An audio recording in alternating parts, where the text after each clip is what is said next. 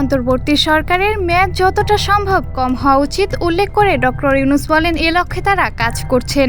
আজারবাইজানের রাজধানী বাকুতে COP29 জলবায়ু সম্মেলনের সাইডলাইনে গত 13ই নভেম্বর সংবাদ সংস্থা AFP-কে দেওয়া এক সাক্ষাৎকারে ডক্টর ইউনূস একথা বলেন। নির্বাচন অনুষ্ঠান প্রসঙ্গে এক প্রশ্নে ডক্টর ইউনূস বলেন, আগে কিছু সংস্কার প্রয়োজন। সংস্কারের গতি ঠিক করবে নির্বাচন কত দ্রুত হবে। আমরা প্রস্তুত হওয়ার সঙ্গে সঙ্গে আমাদের নির্বাচন হবে এবং নির্বাচিত লোকেরা দায়িত্ব পেয়ে দেশ পরিচালনা করতে পারবেন। এদিকে সম্মেলনের সাইডলাইনে আয়োজিত এক যুব সমাবেশে বক্তব্য দেওয়ার সময় ডক্টর ইউনূস তরুণদের উদ্দেশ্যে বলেন, তোমাদের স্বপ্ন দেখতে হবে।